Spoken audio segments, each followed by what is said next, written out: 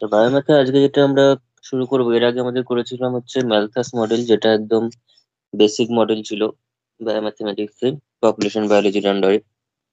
সেটা ছিল হচ্ছে এক্সপোনেনশিয়াল গ্রোথ মডেল। আজকে যে মডেলটা স্টার্ট করবো সেটা হচ্ছে logistic growth model.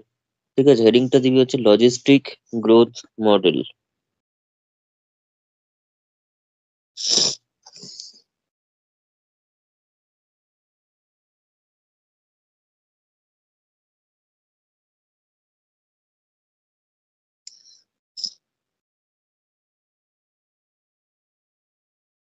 Logistic growth মডেলের মধ্যে আমাদের ম্যালথাস মডেলের যেরকম বিভিন্ন অ্যাজাম্পশন ছিল, বেসিক কিছু, যেরকম পপুলেশন সাইজটা শুধুমাত্র ডিফার করবে বার্থ রেট এবং গ্রোথ, তো ডেথ রেটের জন্য কোনো মাইগ্রেশন হবে না বা ইমিগ্রেশন হবে না, এরকম কিছু ছিল। ঠিক আছে, সেগুলো হচ্ছে এক্সপোনেনশিয়ালি ইনক্রিজ করতে থাকবে তোর পপুলেশন সাইজটা। কিন্তু লজিস্টিক গ্রোথ মডেলে আমাদের একটু কিছু চেঞ্জ রয়েছে সেখানে।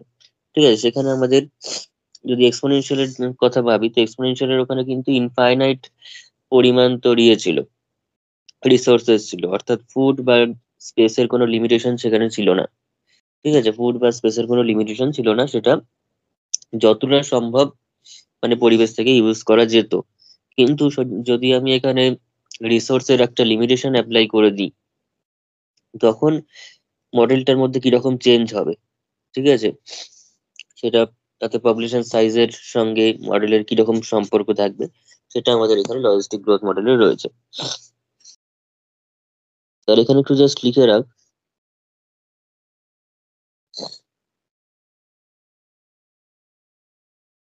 দি লজিস্টিক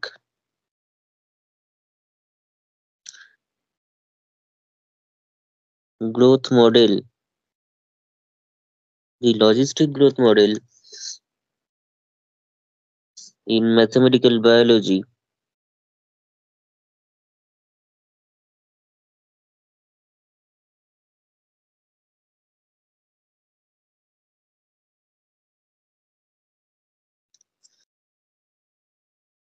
assumes, বা এরকম ভাবে লেখ, in mathematical biology is a continuous time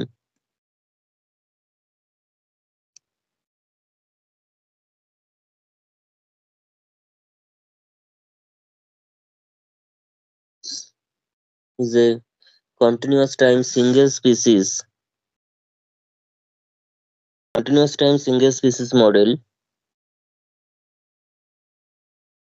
The logistic growth model is a, in mathematical biology, is a continuous time single species model that assumes,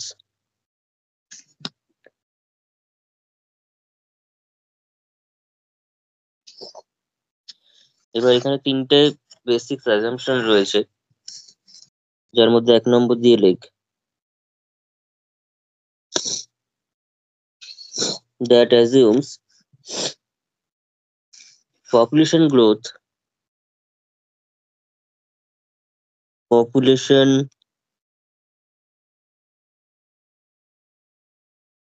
growth is proportional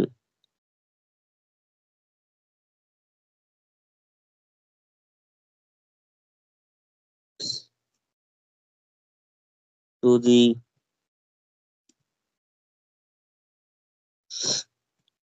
current population.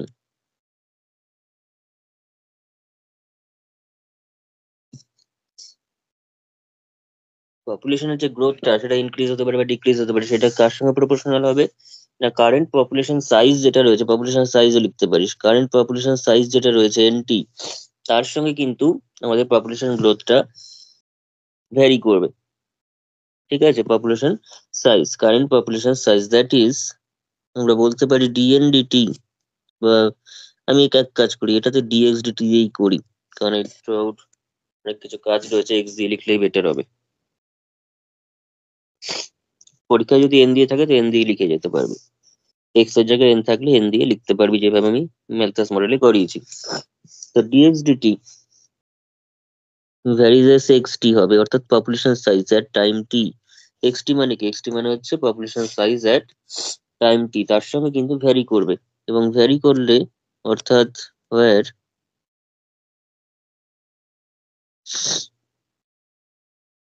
xt is the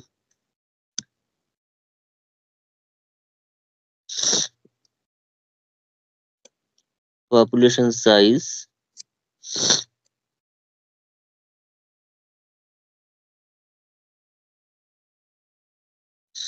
at any time t,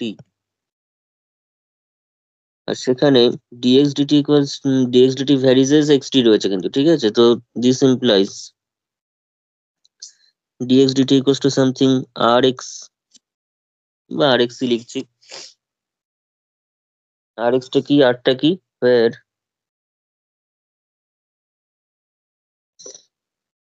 r is the intrinsic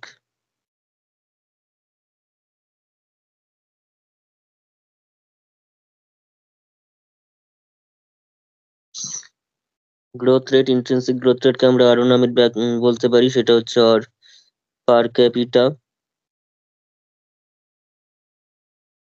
growth rate, অথবা actual growth rate, অথবা net growth rate যাই বলি সেটা, বা linear growth rate, অনেক কিছু বলা যায়, ঠিক আছে?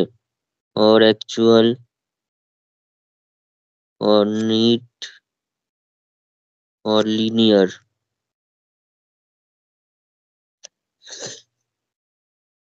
ঠিক আছে? অনেক কিছু এখানে বলা যায় আরটাকে, যে কোনো একটা নাম বললেই হবে।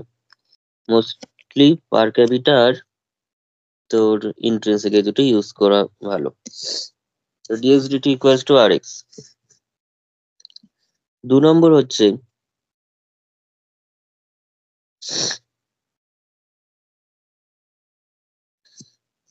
এক্সপোনেনশিয়াল মডেল যখন আমরা পড়েছিলাম, বা ম্যালথাস মডেল যখন পড়েছিলাম, তখন কিন্তু কোনো পরিবেশের ক্যাপাবিলিটির উপর কোনো প্রশ্ন ছিল না।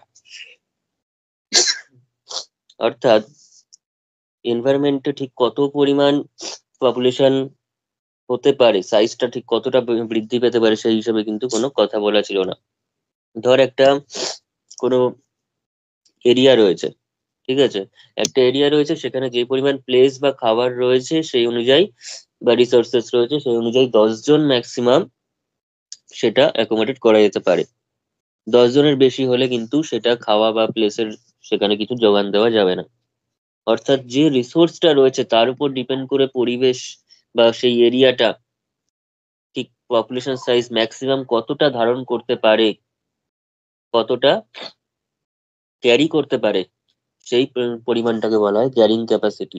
এটাকে বলা হয় ক্যারিং ক্যাপাসিটি, যেটা নিয়ে কিন্তু ম্যালথাস মডেলে কিছু ছিল না। ম্যালথাস মডেলে সবই ইনফাইনাইট ছিল, যে যত খুশি অফুরন্ত সব ছিল।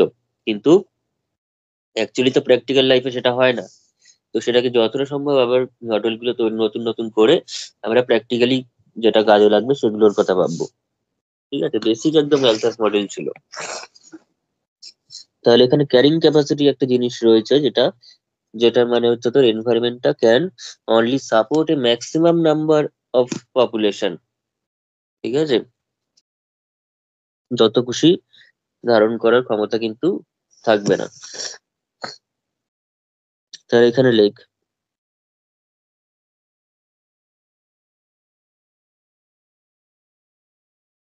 Carrying capacity.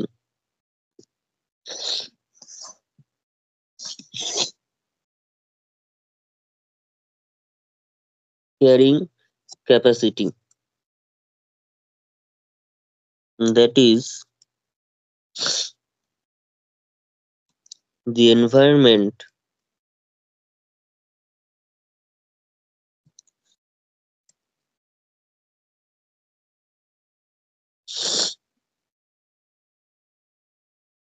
that is the environment can only support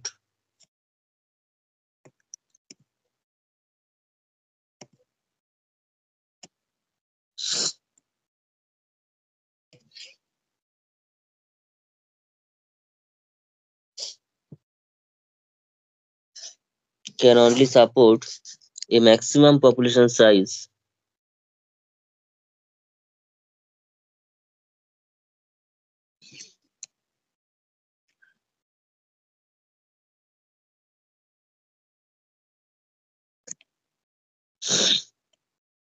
can support a maximum population size, ঠিক আছে, সেটাকে আমরা পরে কে দিয়ে ডিনোট করছি। ক্যারিং ক্যাপাসিটিকে কে দিয়ে ডিনোট করা হয়।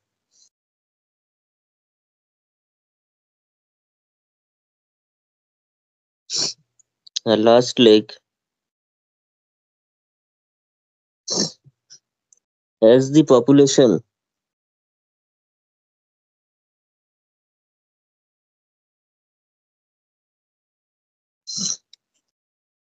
approaches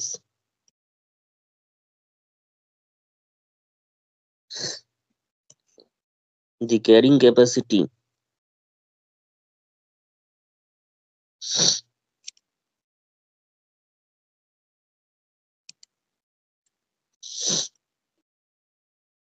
as the population approaches carrying capacity, ঠিক আছে। তাহলে আমাকে বল পপুলেশনের যে গ্রোথটা হবে সেটা মানে স্লোলি হবে না ফাস্ট হবে? স্লোলি হবে না ফাস্ট হবে? যখন ক্যারিং ক্যাপাসিটি মানে হচ্ছে ম্যাক্সিমাম পপুলেশন সাইজ যেটা এনভায়রনমেন্ট ক্যারি করতে পারবে, যখন পপুলেশন সাইজটা ইনক্রিজ করতে করতে সেই ম্যাক্সিমাম পপুলেশন সাইজের কাছাকাছি চলে আসবে, তখন গ্রোথ রেটটা স্লো হবে না মানে ইয়ে হবে তোর ফাস্ট হবে? ফার্স্ট হবে। ফাস্ট হবে কি করে? ফার্স্ট হতে হতেই তো যাচ্ছে, মানে একটা টাইমে চলে যাচ্ছে। তুই প্রথম ও দিকের না, কথা বললি। একদম না না না না, হ্যাঁ স্লো স্লো হবে, কারণ ও তো একটা জায়গায় পৌঁছে গেছে, মানে বড়। মানে স্যাচুরেটেড হয়ে গেছে বলতে পারি, ঠিক আছে। অর্থাৎ যখন প্রথম দিকে রয়েছে, একদম প্রথম পপুলেশন সাইজটা ইনক্রিজ করছে আস্তে আস্তে, তখন কিন্তু ফার্স্ট ইনক্রিজ করবে। তারপর যখন আস্তে আস্তে সেটা ক্যারিং ক্যাপাসিটির দিকে পৌঁছে যাবে, তখন সেটা কিন্তু স্লো ডাউন হয়ে যাবে, এবং হতে হতে ইভেনচুয়ালি সেটা একটা স্টপ করে যাবে। ইভেনচুয়ালি বলছি কেন, কারণ অলমোস্ট স্টপ করে যাবে, অর্থাৎ অ্যাসিম্পটোটিক্যালি তারপর চলতে থাকবে, কোনো রেট ইনক্রিজ বা ডিক্রিজ কিছু করবে না। স্লো হতে হতে যখন ক্যারিং ক্যাপাসিটিতে পৌঁছে যাবে, তখন সেটা একদম স্লো ডাউন হয়ে যাবে, ঠিক আছে। কেন ইভেনচুয়ালি স্টপ বলছি, কারণ একটা 10 জনের ধর 10 জন বললে হবে না, কোনো একটা জায়গায় কিছু জনের তোর পপুলেশন সাইজের তোর ক্যারিং ক্যাপাসিটি রয়েছে, সেটা যখন একদম ফুলফিল হয়ে যাবে তারপরেও তো বার্থ হতেই পারে, কিন্তু যে পরিমাণ বার্থটা হবে সেটা কিন্তু প্রাথমিক যেরকম ভাবে হচ্ছিল হতে হতে ক্যারিং ক্যাপাসিটিতে পৌঁছবে সেরকম কিন্তু হবে না। এই 1 জন 2 জন হয়তো জন্মালো, সেটা কিন্তু তার মানে পুরোপুরি স্টপ করে গেছে বলবো না, ইভেনচুয়ালি কিন্তু সেটা স্টপ করে গেছে, ঠিক আছে, ক্যারিং ক্যাপাসিটি যখন পৌঁছাচ্ছে। So as the population approaches the carrying capacity, আচ্ছা, approaches the carrying capacity,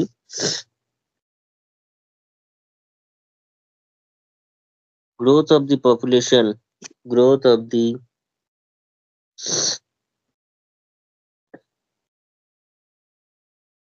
population slows down and eventually stop.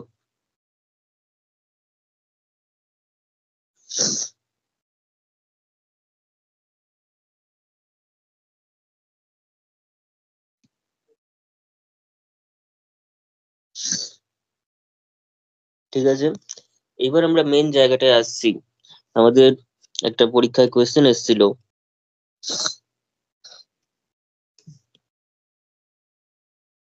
এই কোয়েশ্চেনটা আমি পাঠিয়ে দেবো, এটা একবার মানে তোদের কাছেও রয়েছে, যাদের কাছে 2022-এর কোয়েশ্চেন রয়েছে, 2022-এ এসেছিল। লজিস্টিক মডেল থেকে প্রত্যেকবারই কিন্তু কিছু না কিছু কোয়েশ্চেন আসেই। 2022-এর যে কোয়েশ্চেনটা দেখি এখানে লজিস্টিক মডেল সংক্রান্ত বেসিক লেভেলের যা যা কোয়েশ্চেন সব কিন্তু দিয়েছে এখানে। ফার্স্ট যে কোয়েশ্চেনটা দিচ্ছে, write down the continuous time logistic model equation, অর্থাৎ ডিফারেন্সিয়াল ইকুয়েশনটা এবার লিখতে বলেছে। For a single species population and explain the variables and parameters involved, অর্থাৎ লজিস্টিক গ্রোথ মডেলে ডিফারেন্সিয়াল ইকুয়েশনে যে যে ভ্যারিয়েবলস বা প্যারামিটারস ইনভলভ হবে তাদের ডেসক্রিপশনটা দিতে বলেছে। যেমন ডেসক্রিপশন মানে কি, তাদের নামটা লিখতে বলেছে, ডেসক্রাইব করে দিতে বলেছে, এবং তার মধ্যে অলরেডি বলে দিয়েছি আমি, সেটা হচ্ছে ইন্ট্রিনসিক গ্রোথ রেট থাকবে এবং তোর ক্যারিং ক্যাপাসিটি থাকবে। জিনিসটা আমি লিখিয়ে দিচ্ছি ডিফারেন্সিয়াল ইকুয়েশনটা দিয়ে। তারপরে বলেছে ফাইন্ড দি অ্যানালিটিক্যাল সলিউশন, যেমন ম্যালথাস মডেলে আমরা সলিউশন বের করেছিলাম ডিফারেন্সিয়াল ইকুয়েশনটাকে সলভ করে, সেটা দিয়েছে। Discuss the behaviour of the population size as time approaches infinity, অর্থাৎ ম্যালথাস মডেলে আমরা যেভাবে যা যা করেছিলাম সেগুলো এখানে লজিস্টিকের আন্ডারে দিয়েছে। ম্যালথাস মডেলে যখন টি টেন্স টু ইনফিনিটি হয়েছিল তখন কিন্তু আমরা তোর পপুলেশন সাইজের কিরকম কি চেঞ্জ হবে সেটা করেছিলাম। আরেকটা লাস্ট দিয়েছে হচ্ছে how does Malthus model become a special case of logistic model, একটা ডেসক্রিপটিভ কোয়েশ্চেন দিয়েছে এখানে যে কোন পরিস্থিতিতে ম্যালথাস মডেলটা লজিস্টিক মডেলের মতো, মানে লজিস্টিক মডেলটা ম্যালথাস মডেলের মতো আচরণ করবে। অর্থাৎ we have to show that the Malthus model is a special case of logistic growth model। ঠিক আছে, সেটা কোন সিচুয়েশনে সম্ভব সেটা আমাদের জিজ্ঞেস করছে। তাহলে এত কিছু কোয়েশ্চেন একটা জাস্ট মডেল থেকে, তার মানে একটা মডেল ভালো করে ওইখানে যদি পড়া থাকে পুরো ওই ইউনিট ওয়ানের অর্ধেক কোয়েশ্চেন অ্যাটেন্ড হয়ে গেল। ঠিক আছে, তাহলে লজিস্টিক মডেলটা দেখ, আমরা প্রথমে ডিফারেন্সিয়াল ইকুয়েশন থেকে ডাইরেক্ট স্টার্ট করছি। হেডিংটাতে হচ্ছে differential equation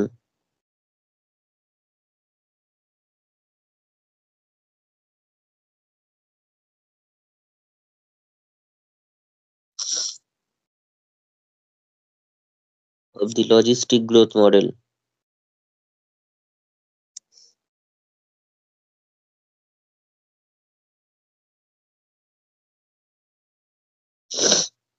differential equation of the logistic growth model।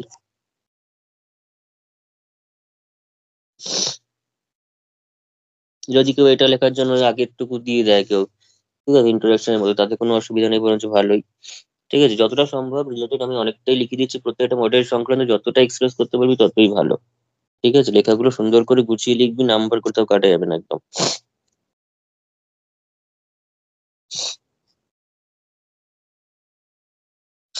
বলছে ডিফারেন্সিয়াল ইকুয়েশনটা বার করতে হবে, লজিস্টিক মডেল বের করতে হবে বলতে এখানে আমাদের মেনলি তোর যেমন এক্সপোনেনশিয়াল গ্রোথ মডেলটা হচ্ছে ম্যালথাস দিয়েছিল, সেরকম লজিস্টিক গ্রোথ মডেলটা দিয়েছিল হচ্ছে ভারহালস্ট। ঠিক আছে, বানানটা হচ্ছে এরকম VERHULST। ওকে, তাহলে এখানে লেখ let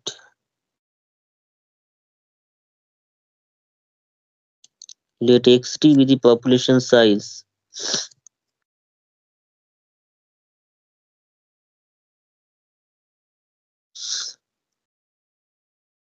at any time t।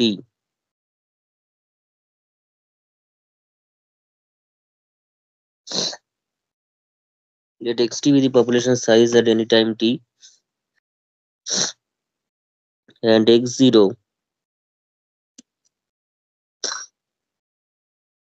equals to x suffix 0 is the initial population size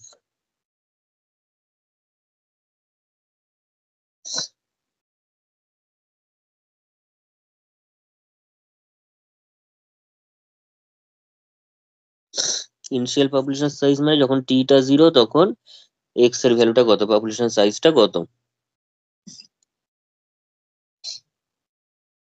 যেটা আগের মডেলেও লেখানো ছিল। তাহলে এবার লেখ dx dt। dx dt তাহলে কি, dx dt হচ্ছে rate of change of population, dx dt equals to কিন্তু তার মানে rate of change of population, rate of change of population হচ্ছে dx dt। আর যদি dx dt বাই x করি, ঠিক আছে, dx dt বাই x যেরকম ওখানে dm dt বাই n করেছিলাম, এরকম যদি dx dt divided by x করি, অর্থাৎ যে টি সময়ে যে পপুলেশন সাইজ সেটা দিয়ে যদি তোর রেট অফ চেঞ্জ অফ পপুলেশনকে যদি ডিভাইড করে দিই, অর্থাৎ প্রতি একক জনে কি rate of change of population হচ্ছে সেটা, সেটাকে আমরা কি বলতে পারবো, কেউ কি বলতে পারবি ডিএক্স ডিটি বাই এক্স কে কি বলা হবে?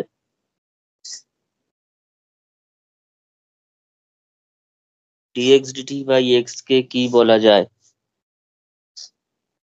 তুই যদি ম্যালথাস মডেলের কথা চিন্তা করিস তাহলে বলতে পারবি। ম্যালথাস মডেলের ডিফারেন্সিয়াল ইকুয়েশনটা কে বলবি বল।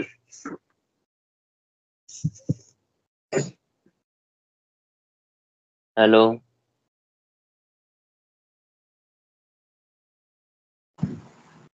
ওই তো ওটা ডিএনডিটি ইকুয়ালস টু আরএন ছিল। তাহলে এখানে এক্স দিয়ে বলে d x d t equal to r x, তাহলে ডিএক্স ডিটি বাই এক্স মানে কি? ডিএক্স ডিটি বাই এক্স মানে কি? আর আর এর নাম কি? আরটাই আর মাত্র। হ্যাঁ, ওই তো গ্রোথ রেটটা। গ্রোথ রেট বললে শুধু হবে না, গ্রোথ রেট সবাই গ্রোথ রেট, কিরকম গ্রোথ রেট? আর এর জন্য চারটে নাম বলে দিয়েছি, একটা নাম পার অন্তত বল। Capita growth rate. Per per capita, capita growth rate. Exactly, per capita growth rate বা তোর ইন্ট্রিনসিক গ্রোথ রেট বা লিনিয়ার গ্রোথ রেট বা নেট গ্রোথ রেট বা অ্যাকচুয়াল গ্রোথ রেট, আর কি নাম আছে, এতগুলোর মধ্যে একটা অন্তত বলতে হবে। তো সবসময় মাথায় রাখবি যে কোনো rate of change of population, এটাই ধর গ্রোথ রেটটা রয়েছে, তাকে যদি আমি আবার এন দিয়ে ভাগ করি বা এক্স দিয়ে ভাগ করি বা পপুলেশন সাইজ দিয়ে ভাগ করি, তার মানে একক পপুলেশনে, অর্থাৎ প্রতি একজনে কতটা রেট অফ চেঞ্জ হচ্ছে। প্রতি একজন মানেই হচ্ছে পার ক্যাপিটা। পার ক্যাপিটা মানে আমি কি বলেছিলাম সহজ ভাষায়, কে বলবি বল, তোদের পড়া না ধরলে হবে না এবার থেকে। পার ক্যাপিটা মানে কি বলেছিলাম সহজ কথায়? পার ক্যাপিটা মানে কি অ্যাকচুয়াল বল, কে বলবি? Per head. পার হেড, ঠিক আছে, এক্স্যাক্টলি পার হেড, মানে হচ্ছে প্রতি একক জনে পার হেড কতটা রেট অফ চেঞ্জ হচ্ছে।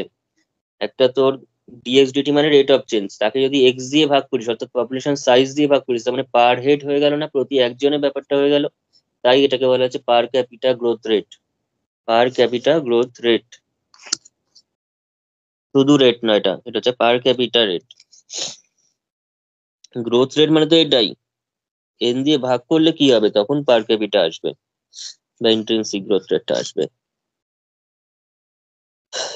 তাহলে এখানে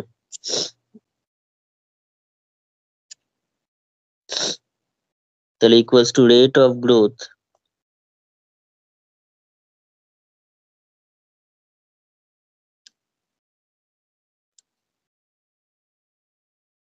পার ইন্ডিভিজুয়াল। পার ইন্ডিভিজুয়াল বলতে পারিস, আর পার হেড বলতে পারিস, আর পার মেম্বার বলতে পারিস, আর পার ক্যাপিটা গ্রোথ রেট। এক একটা কনস্ট্যান্ট মানে টার্মের আন্ডারে এতগুলো করে নাম বলে দিচ্ছি, তারপরে অন্তত একটা করে নাম মনে রাখবি সবকিছুর। আর পার ক্যাপিটা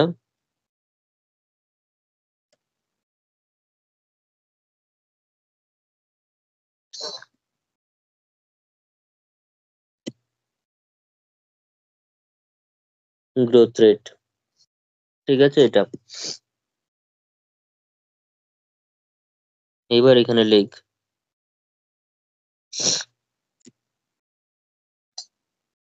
তাহলে ম্যালথাস মডেলে যেটা ছিল, ম্যালথাস মডেলের যে সিম্পলিফিকেশনটা যে ছিল শুধুমাত্র বার্থ এবং ডেথের মাধ্যমে তোর পপুলেশন সাইজে চেঞ্জ হবে, তাহলে এই যে এটা তো কারেক্ট কনসেপ্টটা তো পুরোপুরি কারেক্ট নয়। সেটা তো আমরা ম্যালথাস মডেলের 10টা তোর আমি লিখিয়ে দিয়েছি বা বলে দিয়েছি, সেটা হচ্ছে লিমিটেশন বা ডিসঅ্যাডভান্টেজ বলতে পারিস, ঠিক আছে, সেগুলো লেখানো আছে, বা ডিফেক্টস বলতে পারিস, সেগুলো লেখানো আছে। তাহলে সেই ডিফেক্টস গুলো যদি মডিফাই করতে হয়, পুরোপুরি মডিফাই এখানে হবে না, কারণ আস্তে আস্তে এগোচ্ছে, এরপর আরো অনেক মডেল রয়েছে, কিন্তু কিছুটা মডেল মডিফাই করার জন্য এই ভারহালস যার নাম বললাম, তিনি কিন্তু একটা মানে ইকুয়েশন, ডিফারেন্সিয়াল ইকুয়েশন কিন্তু তৈরি করেছেন। সেই ডিফারেন্সিয়াল ইকুয়েশনটাই আমাদের কাছে এখানে লজিস্টিক গ্রোথ মডেলের ডিফারেন্সিয়াল ইকুয়েশন।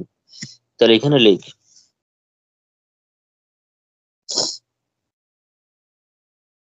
এখানটা জাস্ট লিখে রাখ per capital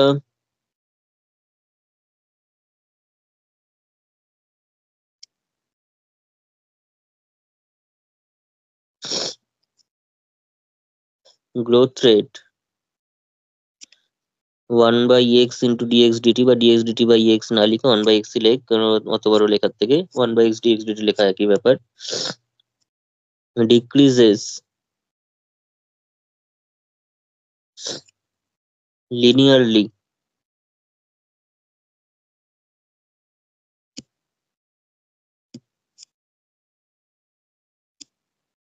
decreases linearly with x, ঠিক আছে। পার ক্যাপিটা গ্রোথ রেটটা কিন্তু ডিক্রিজ করবে। কেন ডিক্রিজ করবে? এক্স যত বাড়বে গ্রোথ রেটটা ডিক্রিজ করবে।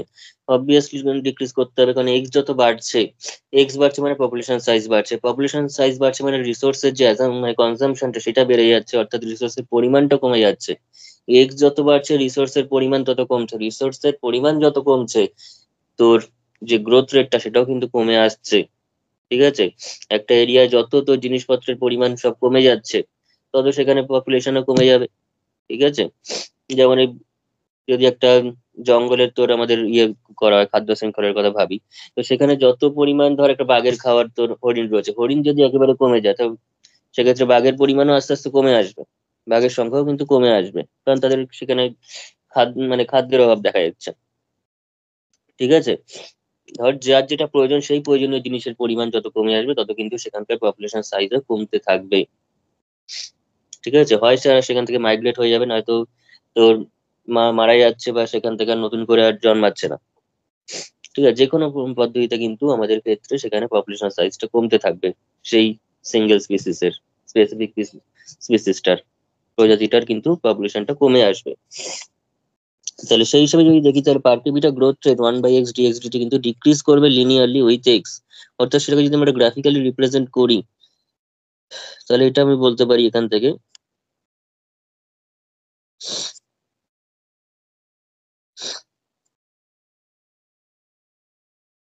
তার গ্রাফিক্যালি লিনিয়ারলি কি হবে, ডিক্রিজ করবে। ডিক্রিজ করবে মানে হচ্ছে তোর ধর এরকম ভাবে কমছে, কমতে থাকবে। তো লিনিয়ারলি হচ্ছে একটা লাইনের মতো করেই যেটা কমতে থাকবে। তাহলে এদিকে রয়েছে এই যে এটা, এটা হচ্ছে আমাদের কাছে 8টা, বা তোর এক্স 1/x ইন্টু ডিএক্স ডিটিটা, এটা কত? এটা হচ্ছে সেই 8টা, বা 1/x ইন্টু ডিএক্স ডিটি।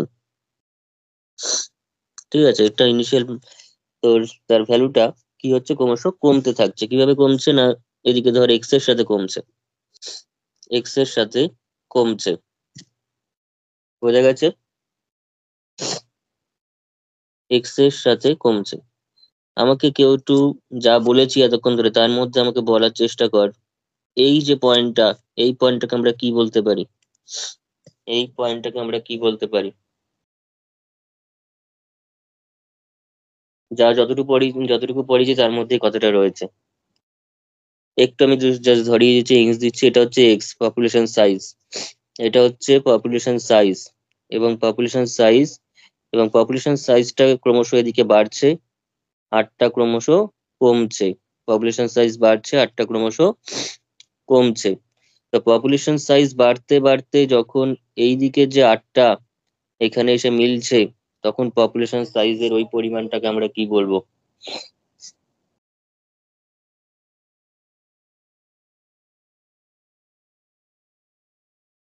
এত অব্দি যে আসছে, এই পরিমাণটাকে আমরা কি বলতে পারি? এক্স টি। একবার বল। এক্স টি। হ্যাঁ। এক্স টি মানে তো যে কোনো টাইমে তোর পপুলেশন সাইজ, এক্স টি মানে যে কোনো টাইমে। আসলে কে হবে ম্যাক্সিমাম? আন্দাজে বললি না বুঝে বললি? এটা কেই হবে। বুঝাই বলে, আন্দাজে কেন বলবো? ঠিক আছে, এটা কে হবে, কেননা তোর ম্যাক্সিমাম পপুলেশন সাইজ হয়ে যাচ্ছে, এরপরে কিন্তু সেটা নিচের দিকে নেমে যাচ্ছে। ঠিক আছে। তাহলে আমরা যদি এরকম এক্সটা ক্রমশ বাড়ছে, এটা ক্রমশ কমছে, কমতে কমতে এই দুটো যেখানে ইন্টারসেক্ট করছে, সেখানেই হচ্ছে ম্যাক্সিমাম পপুলেশন সাইজ, যেটাকে আমরা বলবো ক্যারিং ক্যাপাসিটি বা কে। ঠিক আছে। কে প্রথমে লিখে দিয়েছিলাম ব্র্যাকেটের মধ্যে, সেটা হচ্ছে আমাদের কাছে ক্যারিং ক্যাপাসিটি বা কে। ওকে।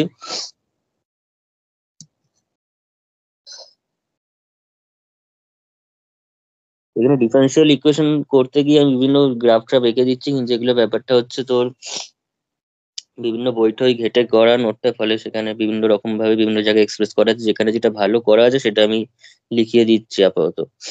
কিন্তু পরীক্ষার সময় এগুলো লিখতে পারলেই ভালো, যদি একটুখানি এগুলো গ্রাফ টাফ বাদ যায় তাতে খুব একটা অসুবিধা হবে না, কিন্তু চেষ্টা করি পুরোটা এক্সপ্রেস করার, তাতে একটু লেন্দি হোক তাতে কোনো অসুবিধা নেই।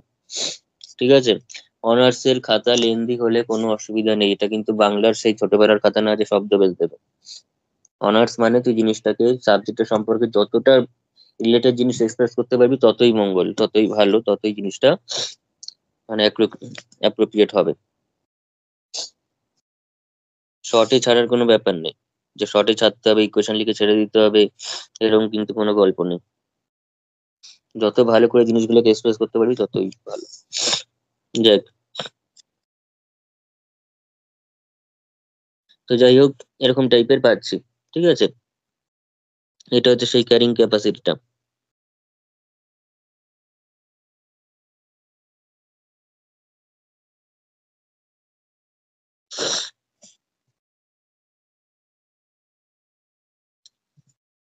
তাহলে এখানে লিখে বার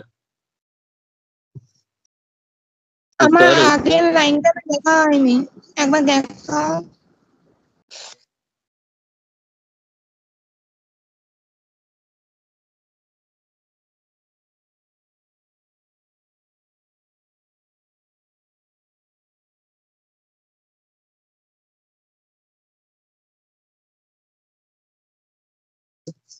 হয়ে গেছে। আচ্ছা, এখানে লিখে এবার to correct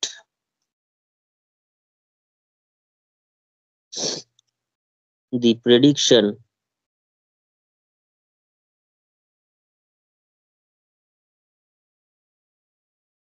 of the Malthus model.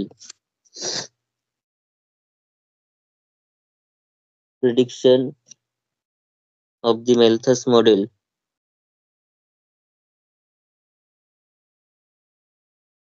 Key prediction that a population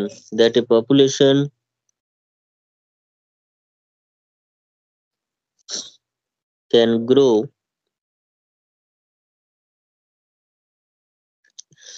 indefinitely. Indefinite মানে অফুরন্ত ভাবে সেটা কিন্তু গ্রো করতে পারে বলেছিল, কিন্তু সেটা কিন্তু পারে না অ্যাকচুয়ালি, প্র্যাকটিক্যালি সেটা সম্ভব নয়। ক্যান গ্রো ইনডেফিনাইটলি, ঠিক আছে, সেটা কিন্তু এক্সপোনেনশিয়ালি গ্রো করতে থাকে।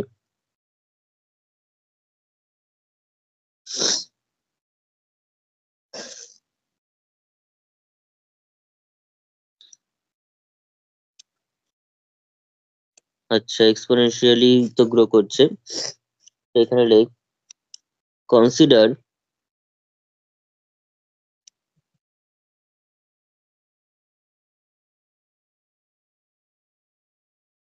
a non-constant growth rate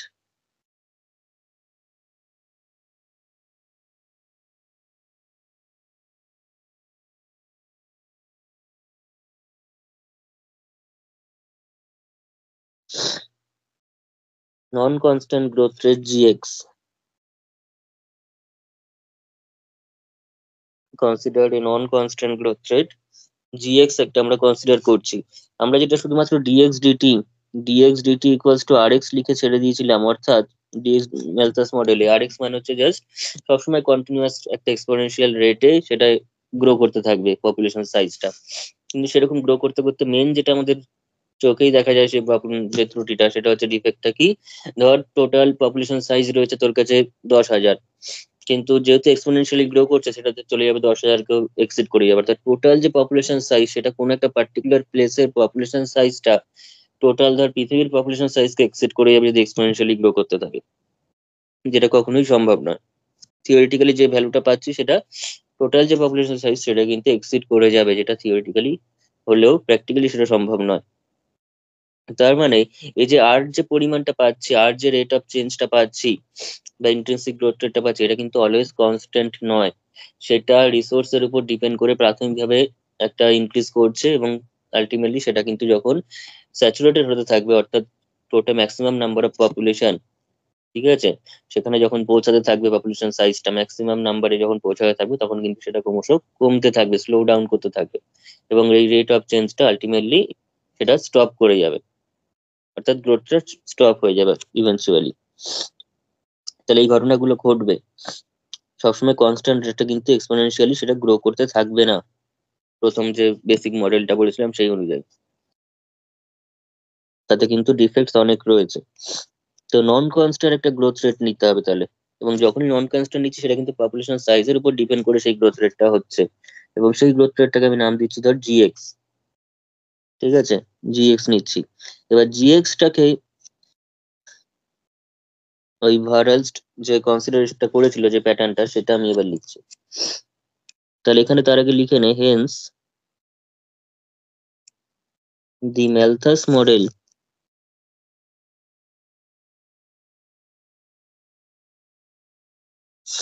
hence the Malthus model is modified to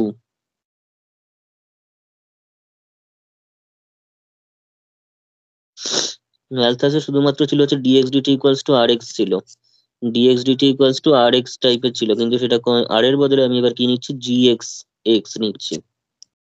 ঠিক আছে, r এর বদলে gx নিচ্ছি। r টা যেটা কনস্ট্যান্ট রেট ছিল, সে তার বদলে আমি একটা নন কনস্ট্যান্ট রেট নিচ্ছি, যেটাকে আমি gx ধরেছি। ঠিক আছে, gx মানে ফাংশন অফ x, সেই gx ধরে তার সঙ্গে r এর বদলে শুধু এটা এসছে, আর এক্সটা rx যেটা, যে এক্সটা ছিল সেই এক্সটা তো আছে গুণ অবস্থা। dxdt equal to gx into x with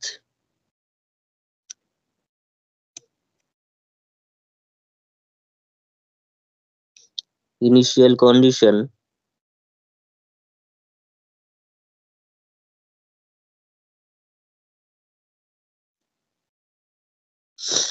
x0 equals to x0.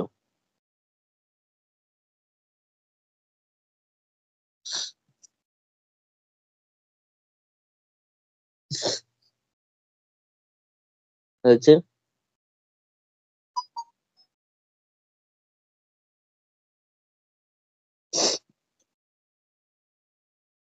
এবার লেখ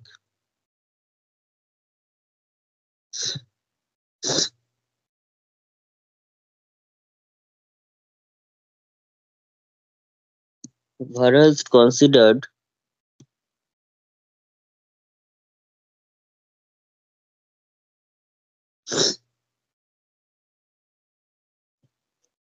gx equals to r into 1 minus x by k, gx equals to r into 1 minus x by k, এটা consider করা হয়েছিল। gx equals to r into 1 minus x by k, x টা হচ্ছে t সময়, যে কোনো সময় t তে পপুলেশন সাইজ, এবং k টা হচ্ছে ক্যারিং ক্যাপাসিটি, r টা হচ্ছে ইন্ট্রিনসিক গ্রোথ রেট। এইভাবে gx টাকে ধরে এই ইকুয়েশনে বসিয়ে যেটা পেয়েছিল সেটাই হচ্ছে লজিস্টিক গ্রোথ কার্ভের, মানে logistic growth equation.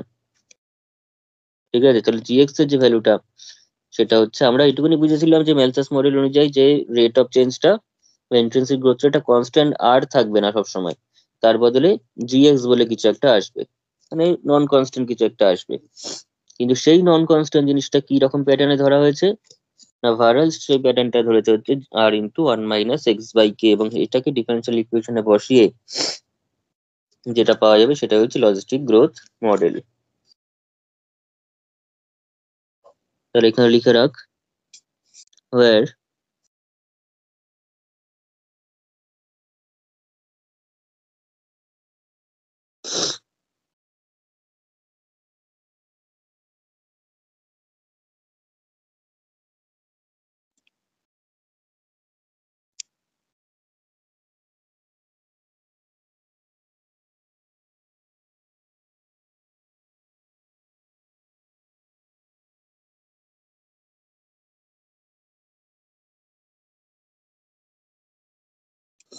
and k is called the carrying capacity, k is called the carrying capacity.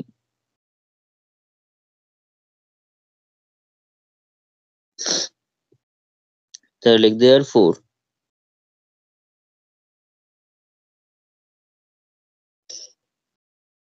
তাহলে এখানে একটা নাম্বারিং করতে পারিস এই ইকুয়েশনটাকে,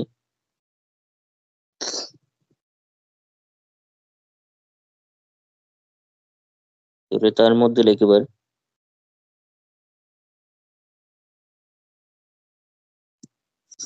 and under this assumption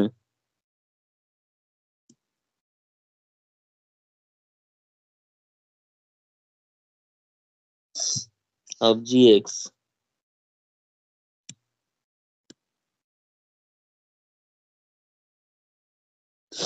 equation 1 becomes, under this assumption of gx, equation 1 becomes dx dt equals to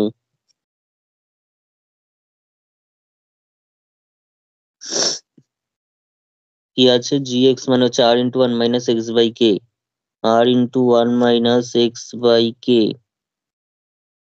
into x, ঠিক আছে, r into 1 minus x by k into x, এটা gx আর ওটা হচ্ছে x। ঠিক আছে, এক্সটাকে ওইভাবে না লিখে এক্সটাকে প্রথমেও লিখতে পারিস, অসুবিধা কিছু নেই। তার মানে dx dt equals to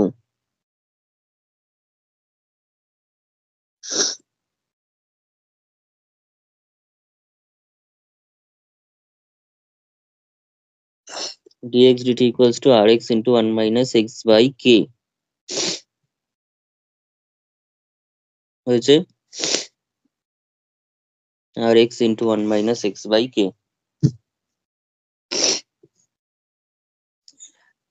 তো এখানে লিখে রাখ, this is the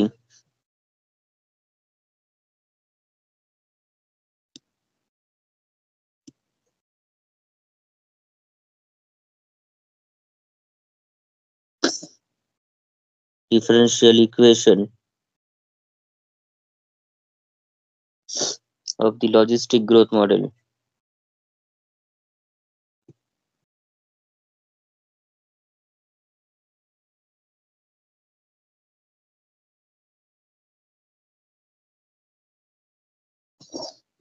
logistic growth মডেলের ডিফারেন্সিয়াল ইকুয়েশনটা পেলাম।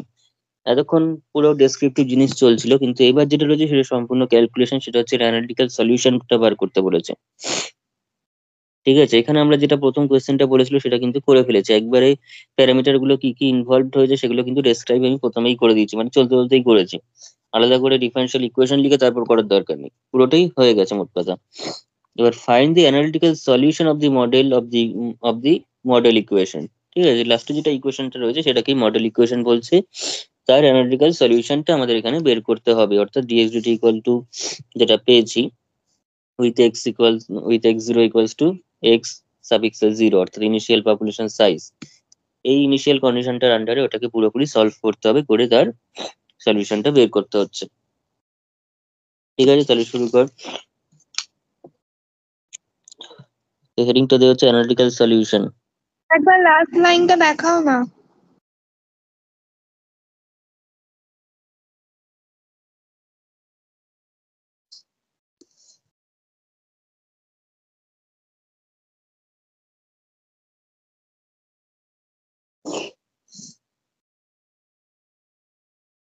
হয়ে গেছে। আচ্ছা,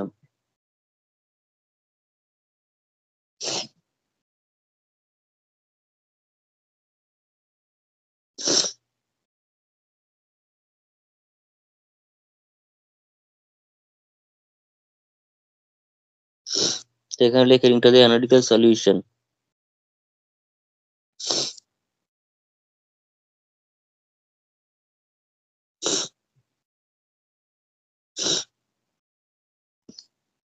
তার জন্য আরেকবার লিখে নে, দি differential equation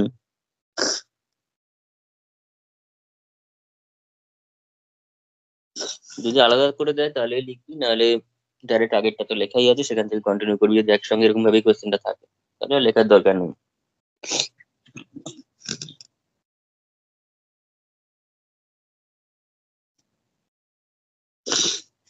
The differential equation of the logistic growth model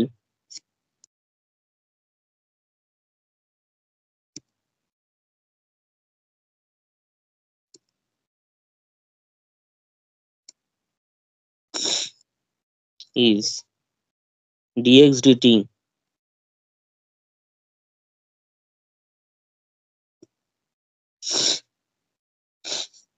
dx dt equals to rx into 1 minus x by k,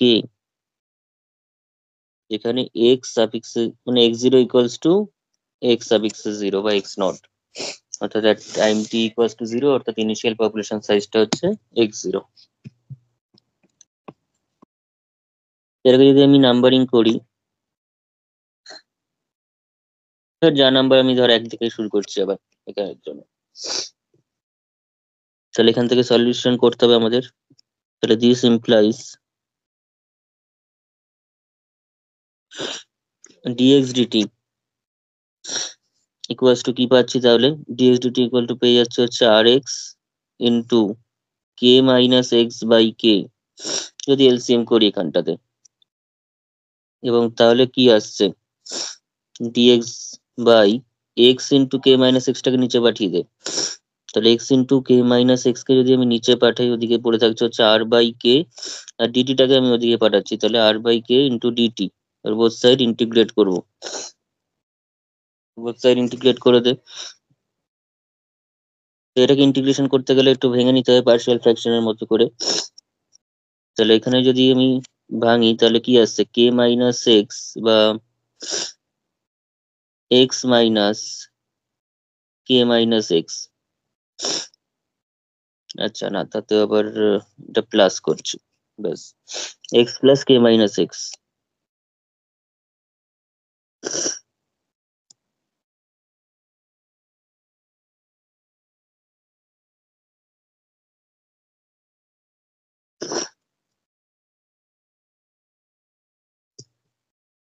তাহলে x plus k minus x by x into k minus x, বলছি সেটাকে যদি উপরে break একটা করি, কে 1/k হবে না?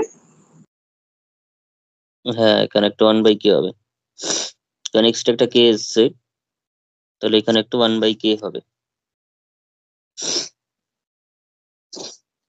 ঠিক আছে, এখানে একটা ওয়ান বাই কে হবে, এবং সেই কে আর এই কে এমনিতেও কেটে যাচ্ছে, তাহলে কি পড়ে থাকছে one by k minus x d x plus d x by x পড়ে থাকছে। ঠিক আছে, equals to r d t. Just এটা ব্রেক করে নিলাম, ব্রেক করে কেটে কুটে এরকম পড়ে থাকছে। তাহলে প্যাটার্নটা কত চলে আসছে, এটা মাইনাস দিয়ে আসবে, বিকজ মাইনাস এক্স রয়েছে।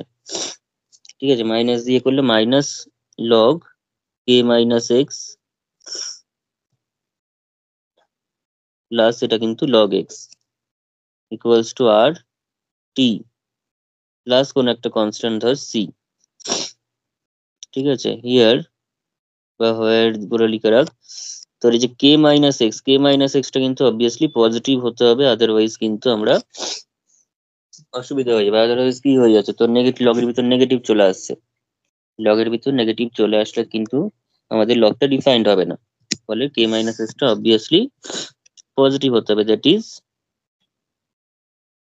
এক্সটা কিন্তু অবভিয়াসলি লেস দেন কে হতে হবে, এক্সটা কিন্তু কে হতে হচ্ছে। ঠিক আছে,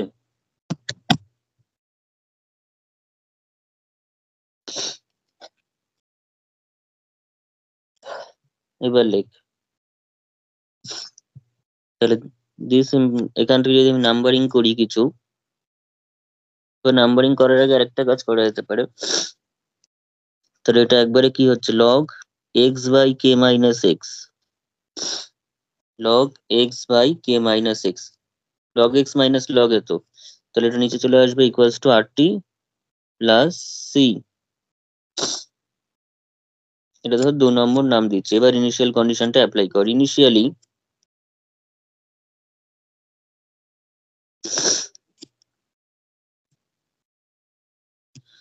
at t equals to 0,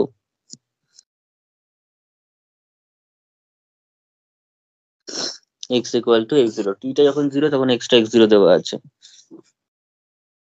therefore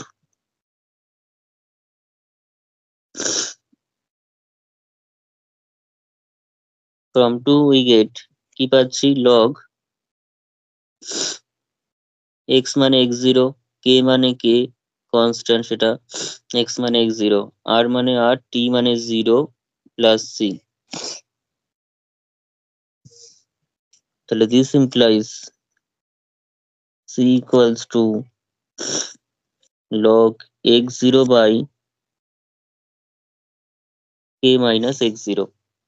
এটা হচ্ছে c এর ভ্যালু আমরা পাচ্ছি, এবং এই c এর ভ্যালু যদি আবার 2 নম্বরে বসিয়ে দিই তাহলে কিন্তু একটা c টা এলিমিনেট হয়ে যাচ্ছে।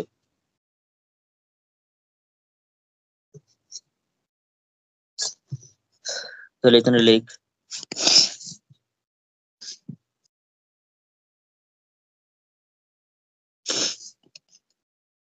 তাহলে therefore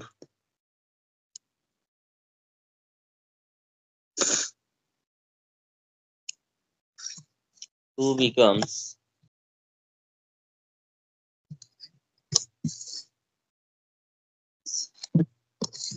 এর 2 নম্বর ইকুয়েশনটা কি আসছে বল?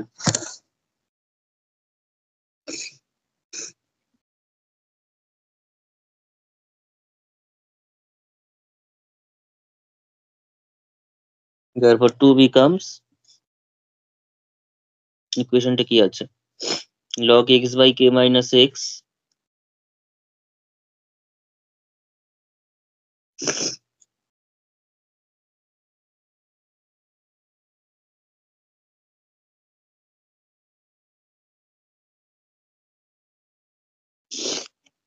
plus log x0 by k minus x0.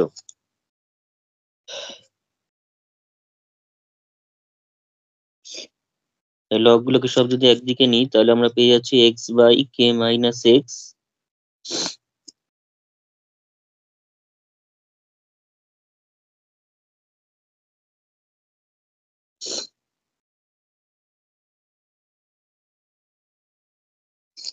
equals to rt.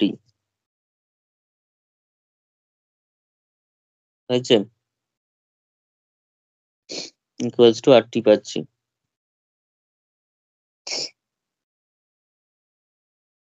তাহলে this implies log, তাহলে a by b চলে আসবে, তার মানে x by k minus x x by k minus x divided by x0 by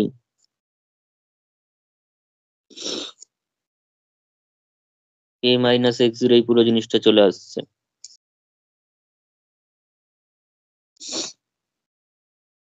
ঠিক আছে, এই জিনিসটা আসছে। এটা যদি আসে তাহলে এখান থেকে এবার আমরা কি করতে পারছি না, লগ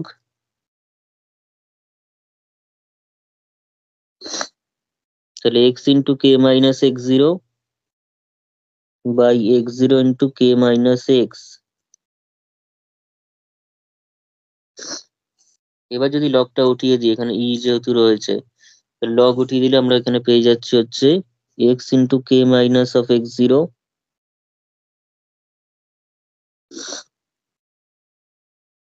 আর এটা হচ্ছে k minus x0। ঠিক আছে, কি হলো ব্যাপারটা? k minus x হুম, k minus x, এটা ইটা ওদিকে গিয়ে কি হচ্ছে, ই টু দি পাওয়ার rt দিচ্ছে, ই টু দি পাওয়ার rt। তাহলে এখানেও তোরা একটা কথা লিখে রাখতে পারিস, যখন এখান থেকেই করছি ডাইরেক্ট x0 বসিয়েছি, এখানেও কিন্তু আমাদের মাথায় রাখতে হবে যে k minus x0 টা কিন্তু অবভিয়াসলি গ্রেটার দ্যান 0, কারণ k minus x0 টা গ্রেটার দ্যান 0 না হলে হবে না।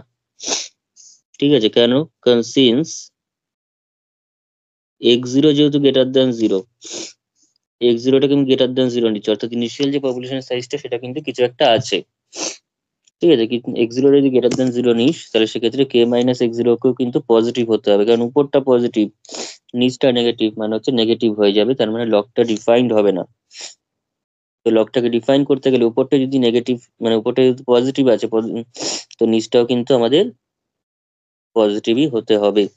তো দ্যাট ইজ, এক্ষেত্রেও কিন্তু x0 টাকে k এর থেকে ছোট হতে হবে, k টাকেই বড় হতে হবে। বোঝা গেছে?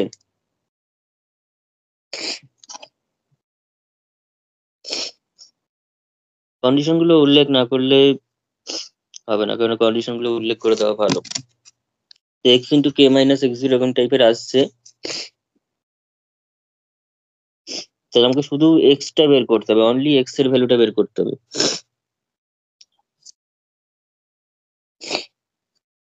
কি করে বের করবি দেখ, তাহলে x into k minus x0 equals to x0 e to the power rt into k minus x, তাহলে কত হচ্ছে, x into k minus x0 is equals to x0 e to the power rt k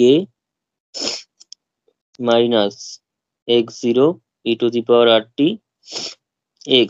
এবার এটাকে যদি এদিকে নিয়ে গিয়ে common নিই তাহলে কি আসছে,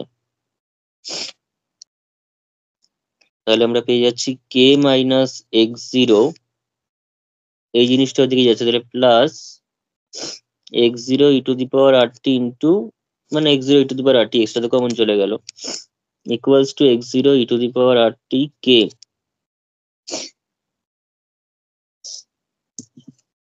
x zero e to the power r t কে পাচ্ছি। তাহলে this implies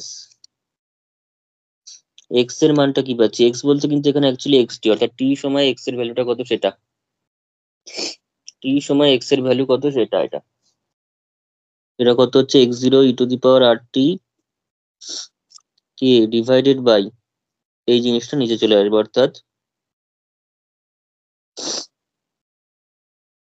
K minus x zero থাকলো plus x zero e to the power r t চলে আসলো। ঠিক আছে, এটাই হচ্ছে সলিউশন। লজিস্টিক গ্রোথ ইকুয়েশনের অঙ্ক থাকলে সেক্ষেত্রে এই ফর্মুলাটা মুখস্থ রাখতে হবে, এটা ফর্মুলার মতো করেই মুখস্থ রাখতে হবে, কারণ এত বড় করে সমাধান করে তারপর তো আর অঙ্ক করা যাবে না, যে ভ্যালুগুলো দেওয়া থাকবে সেটা আমরা এই ইকুয়েশনে বসিয়ে অ্যান্সার বার করতে পারবো। ম্যালথাসের ক্ষেত্রে জিনিসটা অনেক সোজা ছিল, কারণ সেখানে অনেক কিছু নেগলেক্ট করেই করা হয়েছিল, তাই ইকুয়েশনটাও সোজাই বেরিয়েছিল, কিন্তু এখানে একটু এরকম। ঠিক আছে, x zero e to the power r t k by k minus x zero plus x zero e to the power r t. ঠিক আছে, এটা হচ্ছে অ্যানালিটিক্যাল সলিউশন। কেউ এই সলিউশনটাকে আরেকটা স্ট্যান্ডার্ড ফর্মে লেখে, সেটাকে হচ্ছে এরকম লেখা যায়, ই টু দি পাওয়ার আর টি দিয়ে যদি উপর নিচে ভাগ করিস তাহলে কি থাকবে, x zero k divided by k minus x জিরোর সঙ্গে চলে আসবে তোর e to the power minus r t plus x zero. এই প্যাটার্নও দেখবি অনেক বইতে লেখা থাকে, আমি দুটোই লিখে দিচ্ছি, সব যে কোনো একটা লিখলেই হবে, দুটোই লিখে দিতে পারিস, কোনো অসুবিধা নেই, সব লিখে দিবি। ঠিক আছে, এটা লেখার অর্থ হচ্ছে ই টু দি পাওয়ার আর টি দুবার তিনবার না লিখে আমাদের যখন অঙ্ক করবো তখন double double e to the power r t করার থেকে একবার ই to the power minus r টি থাকলো, সেটা বেটার, সেই জন্য লেখা। ঠিক আছে, এত অব্দি লিখে দিবি তোরা। বোঝা গেছে, সলিউশনের মধ্যে কিন্তু কিছু নেই এখানে। বায়োম্যাথে কিন্তু তোদের আগে যেমন মেকানিক্স এর পেপার ছিল ফিজিক্স রিলেটেড, সেখানে ক্যালকুলেশন অবভিয়াসলি বেশি থাকবে, কিন্তু এখানে কিন্তু ক্যালকুলেশনের থেকে বোঝার জায়গা ডেসক্রিপশন অনেক বেশি, ক্যালকুলেশন অনেক কম, ডেসক্রিপশন অনেক বেশি এই পেপারে। ঠিক আছে, তাই ডেসক্রিপশন শুধুমাত্র ক্যালকুলেশনের ভরসায় কিন্তু এই পেপার নামবে না, ডেসক্রিপশন পড়তে হবে, এই টার্গেট নিয়ে এই পেপারটা পড়তে হবে। শুধু ক্যালকুলেশন করবো, ক্যালকুলেশন কোথায়, এত কিছু করার পরে এখন ক্যালকুলেশন একটুখানি হলো অ্যানালিটিক্যাল সলিউশনটা বার করার জন্য। ঠিক আছে, ডেসক্রিপশনই এখানে বেশি থাকবে এই পেপারে, তাই ডেসক্রিপশন আমাদের ভালো করে পড়তেই হবে।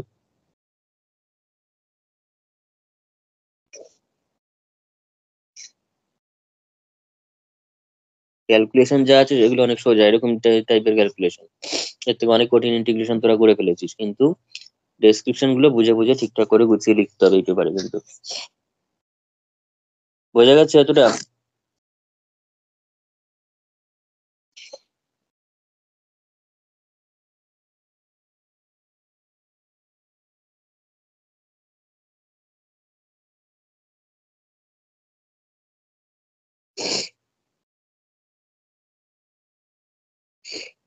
তাহলে এখানে জাস্ট লাস্টে একবার কথাটা মেনশন করে দিচ্ছি আমি, যে সলিউশনটা কখন ভ্যালিড হবে।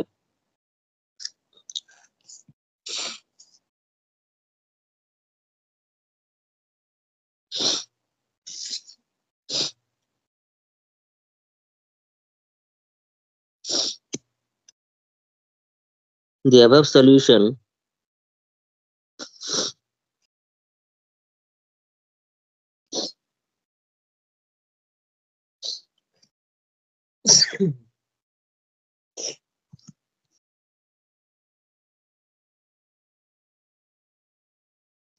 the above solution is valid only if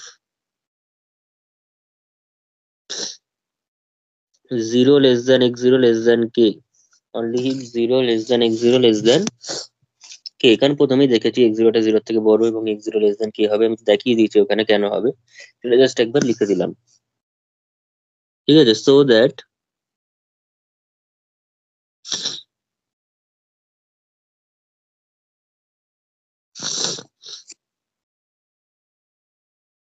the logarithms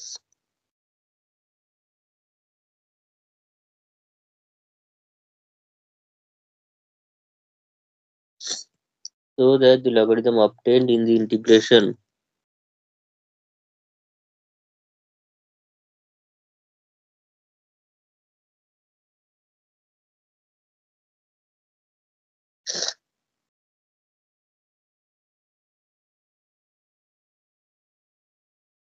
are defined.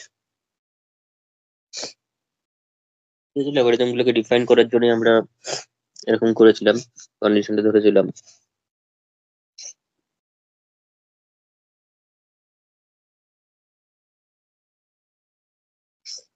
হয়েছে?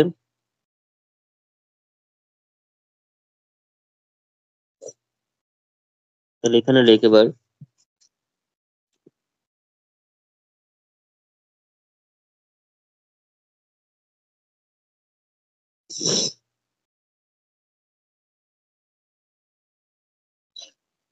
এই লজিস্টিক গ্রোথ ইকুয়েশনের ক্ষেত্রে কিন্তু এই মানে ক্যারিং ক্যাপাসিটি ব্যাপারটাই বেশি ইম্পর্টেন্ট।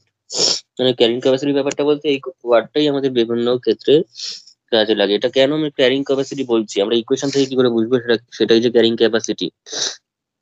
ঠিক আছে, আমরা এক্সটির যে ভ্যালুটা পেয়েছি, এক্সটির যে ভ্যালুটা আমরা পেয়েছি সেই এক্সটির ভ্যালুটা থেকে আমরা কি করে বুঝবো এটাই ক্যারিং ক্যাপাসিটি।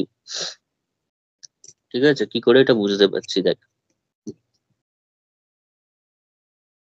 এটা কিছু একটা নাম্বারিং করে দে। ধর এটা হচ্ছে আমাদের কাছে 3 নম্বর বা কিছু, কত হবে এটা এখানে এই সলিউশনের ক্ষেত্রে কত হচ্ছে? 3 নম্বর। 3 নম্বর দিয়ে দে।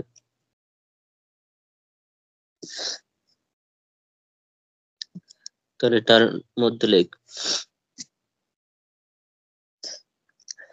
the expression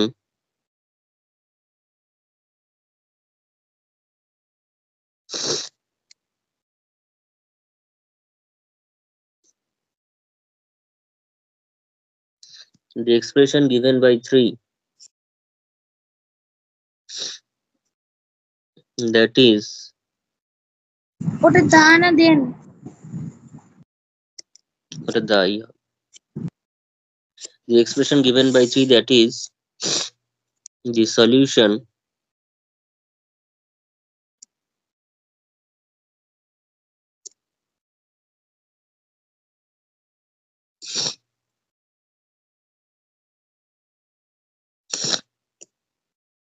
that is the solution of the logistic equation,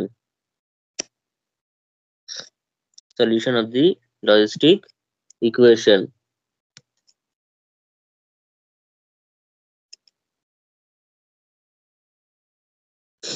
gives, কি দিচ্ছে না আমাদের ইকুয়েশনটা, এক্সপ্রেশনটা কি আছে, xt equals to kx0 by k minus x0 e to the power minus rt, লাস্টে যদি নিই একদম, প্লাস x0। এবার যদি এখানে আমরা t টেন্স টু ইনফিনিটি করে দিই, t টেন্স টু ইনফিনিটি, তাহলে কি আসছে, তাহলে দেওয়ার 4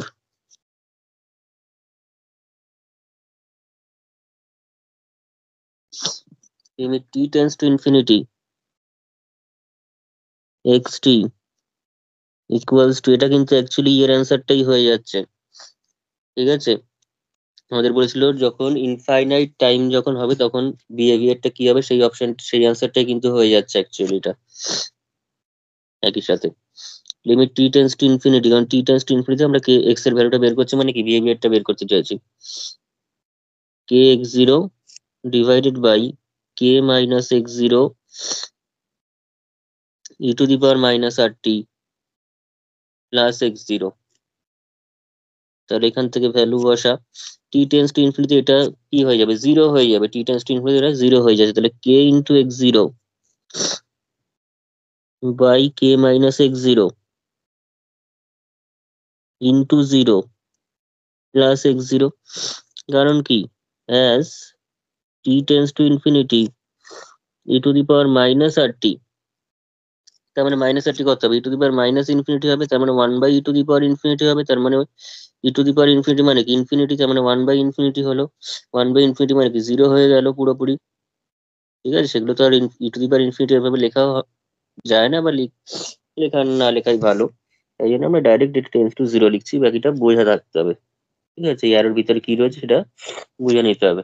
e⁻∞ আছে মানে 1/e⁻∞ আছে, তার মানে e⁻∞ মানে কি আবার ইনফিনিটি, তাহলে 1/∞ দ্যাট ইজ 0 আছে। তাহলে কি পড়ে থাকলো kx0, এটা তো 0ই হয়ে গেল, এই পোর্শনটা 0ই হয়ে গেল। যেমন x0 পড়ে থাকলো, x0 আবার কেটে গেল, কেটে গিয়ে কে পড়ে থাকছে, তার মানে ক্যারিং ক্যাপাসিটি পাচ্ছি। তার মানে t টেন্ডস টু ইনফিনিটিতে তোর পপুলেশন সাইজটা কিন্তু কে তে গিয়ে থেমে যাবে, বা সেখানে ইভেন্চুয়ালি স্টপ করে যাবে। তাই কেটাই হচ্ছে ম্যাক্সিমাম পসিবল পপুলেশন সাইজ। ঠিক আছে, অর্থাৎ কেটাই হচ্ছে ক্যারিং ক্যাপাসিটি। তাহলে এখানে লেখ therefore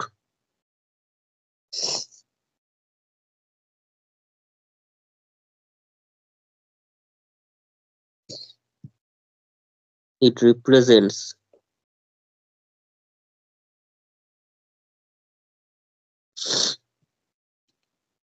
the population size, it না করে এটা কে করে দে, therefore k represents the population size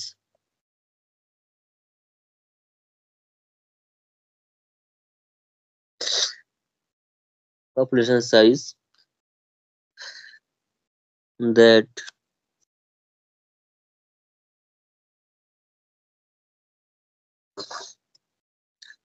population size, এখানে একটা কথা লিখলে ভালো হয়, সেটা হচ্ছে ম্যাক্সিমাম পপুলেশন সাইজটা কর। ঠিক আছে, ম্যাক্সিমাম পপুলেশন সাইজ। মাঝে মধ্যে একটু লেখা এদিক ওদিক হবে, কিছু করার নেই, মুখস্থ করে লেখা নয় একদমই। যখন যেটা ভালো মনে হবে, যেটা লেখা উচিত সেটা লিখতে গেলে অ্যারো দিয়ে উপরে নিচে যেখানে খুশি লিখতে হবে, মেন লেখাটা দরকার। So therefore k represents the maximum population size, k represents the maximum population size that available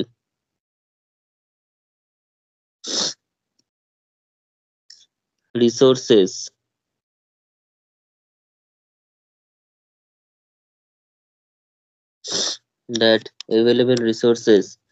can continue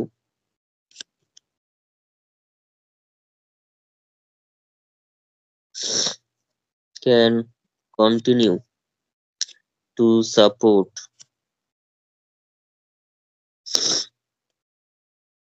তার মধ্যে যতটা রিসোর্স এভেলেবেল আছে, প্রয়োজনীয় সামগ্রী যা এভেলেবেল আছে, সেগুলো কতটা ম্যাক্সিমাম পপুলেশন সাইজকে সাপোর্ট দিতে পারবে, কতটার জন্য আমাদের মানে পর্যাপ্ত হবে।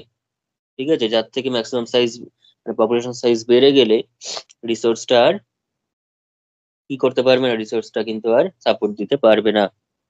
আগের দিন সেটার গ্রাফ এঁকে আমি দেখিয়েছিলাম, কিভাবে গ্রাফটা আগের দিন দেখিয়েছি কিনা মনে নেই, তবে আমি ইয়েতে কিন্তু যে ডিফেক্টস অফ ম্যালথাস মডেলের কিন্তু আমি এঁকে দিয়েছিলাম গ্রাফটা।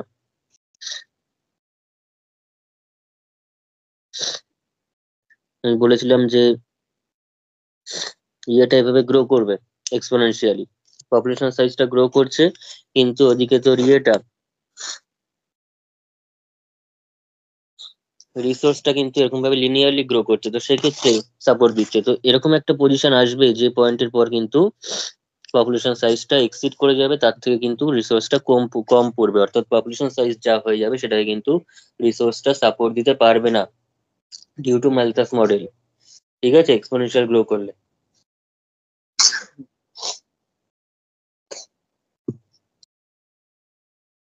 কিন্তু যদি এক্সপোনেনশিয়ালের কথাই বলি ম্যালথাস মডেল অনুযায়ী, তাহলে কিন্তু সাপোর্ট দিতে পারছে না, রিসোর্সটা কম পড়ছে, তার সত্ত্বেও নাকি পপুলেশন সাইজ ইনফাইনাইটলি বা আনবাউন্ডেডলি গ্রো করতে থাকছে, সেটা কিন্তু সম্ভব নয়। তেমন একটা সময় পর তো রিসোর্স শেষ হয়ে যাবে, খাদ্য শেষ হয়ে যাবে বা যা হোক সব শেষ হয়ে যাবে, তারপরেও পপুলেশন কি করে গ্রো করবে, মানে উইদাউট এনি ফুড প্লেস সবকিছু ছাড়াই পপুলেশন গ্রো করবে, ম্যালথাস মডেল অনুযায়ী সেটাই দাঁড়াচ্ছে বিচার করলে, কিন্তু সেটা কিন্তু হয় না। ঠিক আছে, কে বাঁচবে কি করে পপুলেশনটা, তো সেটা কিন্তু হবে না। বোঝা গেছে ব্যাপারগুলো?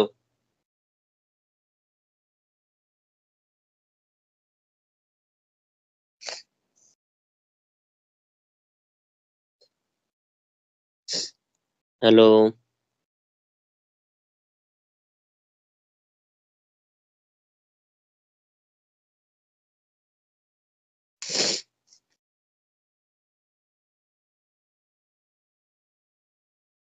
স্যার ফার্স্টে যে কোয়েশ্চেনটা লেখালেন, যেটা বললেন যে ইয়ারে এসেছে, ওই কোয়েশ্চেনটার অ্যান্সারটা কি এখন যতদূর করালেন ওই অবধি করলেই হবে? না, এখনো আরো বাকি আছে। লাস্টের লাস্টের প্রশ্নটা বাকি আছে তো। How does Malthus model become a special case of logistic growth model? এখনো পর্যন্ত দাদা কটা বলছি একটা কোয়েশ্চেন কত নম্বর করে থাকে? এটা যেমন ধর তোর কাছে রয়েছে হচ্ছে এটাতে 6 নম্বর মতো ছিল।